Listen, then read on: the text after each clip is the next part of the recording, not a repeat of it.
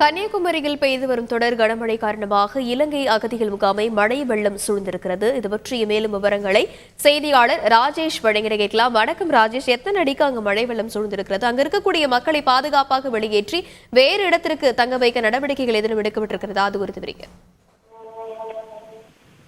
வணக்கம். அதாவது பாத்தீங்கன்னா நெல்லை, குமரி, தூத்துக்குடி, தென்காசி ஆகிய 4 மாவட்டங்கள்ல இன்று நாளை மறுநாள் ஆகிய 3 தினங்களுக்கு மிக கடுமையான கனமழை பெய்யும் என்று இந்திய வானிலை ஆய்வு மையம் அறிவித்திருந்தது.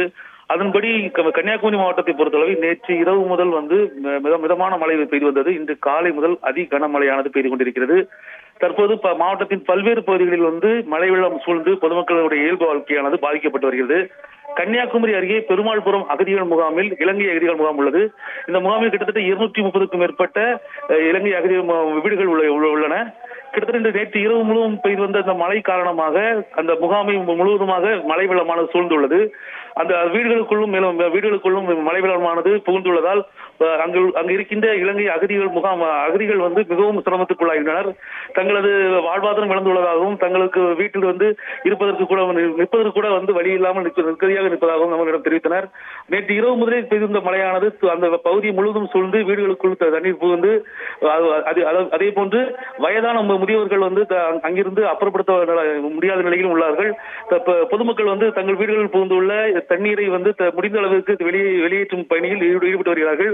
அங்கு வருவாய்த்துறை சேர்ந்த அதிகாரிகள் அங்க மழை வெள்ளத்தில் சிக்கியிருக்கக்கூடிய இந்த இலங்கை அகதிகளை மாற்று ஏற்பாடு அவர்களுக்கு தங்குவதற்காக அருகில் உள்ள வேறு ஒரு முகாமுக்கு அனுப்புவதற்கான பணியில் ஈடுபட்டு வருகிறார்கள். ஆனால் அங்கு இருக்கின்ற அந்த இலங்கை அகதிகள் தங்களுக்கு எப்போதும் இந்த தொடர்ந்து கன்னியாகுமரி மாவட்டத்தில் மழை பெய்து வரும்போதெல்லாம் தொடர்ந்து எங்களுக்கு இது போன்ற நிலைமை ஏற்பட்டு வருவதாகவும், எனவே எங்களுடைய இந்த முகாம்களுடைய வீடுகளை இடித்து புதியதாக எங்களுக்கு வீடு கட்டி தர வேண்டும் என்றும் கோரிக்கை விடுத்து வருகிறார்கள். ஏற்கனவே இந்த பகுதியானது இந்த இலங்கை அகதிகள் முகாமானது ஒரு பகுதியானது ஒரு 100க்கும் மேற்பட்ட வீடுகள் மேல்மட்ட பகுதியிலும் ஒரு 100க்கும் மேற்பட்ட வீடுகள் பள்ளத்தில் தாழ்வான பகுதியில் இருக்கிறது. தற்போது மேடான பகுதியில் உள்ள வீடுகளை இடித்து புதிய வீடுகளை தமிழக அரசு கட்டி கொடுத்துக் கொண்டிருக்கும் நிலையில் ஏற்கனவே தாழ்வான பகுதியில் நாங்கள் வசித்து வருகிறோம். மழை பெய்யும் பொழுதுதான் நாங்கள் தான் அதிகம் பாதிக்கப்படுகிறோம். எனவே எங்களுக்கு முதலில் இந்த வீடுகளை அப்புறம் இடித்து தள்ளிவிட்டு புதிய வீடுகள் கட்டி தர வேண்டும் என்று அந்த பகுதியில் உள்ள இலங்கை அகதிகள் அரசுக்கு கோரிக்கை விடுத்துள்ளார்கள். விரிவான விவரங்களுக்கு நன்றி ராஜேஷ்.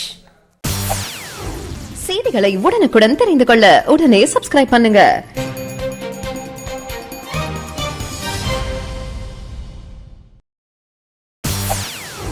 செய்திகளை உடனுக்குடன் தெரிந்து கொள்ள உடனே சப்ஸ்கிரைப் பண்ணுங்க.